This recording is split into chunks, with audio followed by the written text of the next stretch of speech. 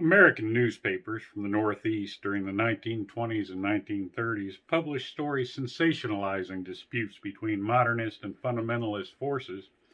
much in the same way sports broadcasters would relate the events of sporting contests today, to include who is presenting which view, where, and when. I had not previously been aware of the intensity of the controversy,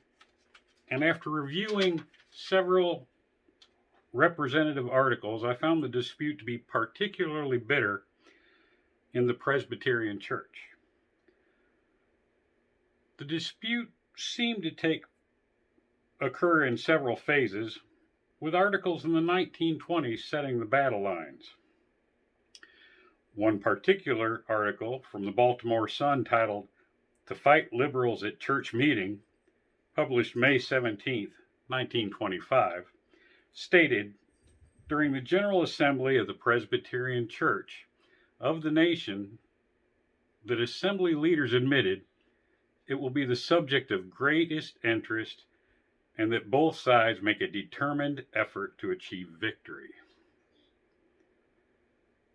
By the 1930s, however, the focus seemed to have changed to retaking the cities for the church,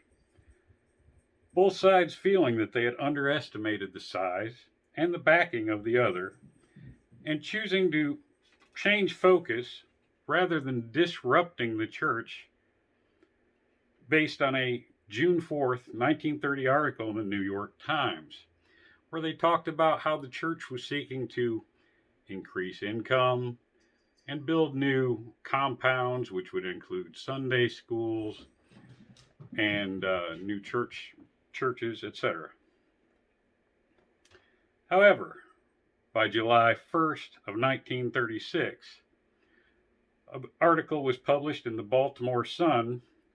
reporting on the suspension of 3 Presbyterian clerics, as well as the resignation of 3 more based on the outcomes from the earlier fundamentalist-modernist controversy. While this contest may largely be forgotten today, its outcome may still carry significant impact in church activities. I find it of great interest that the press, as well as the public, seem to take such great interest themselves in the matter of questions involving church doctrine, church beliefs, and which direction the church would take. Today, you hardly hear of churches or religion unless it involves church scandal, and it would never get play in the modern press that I have seen in many years.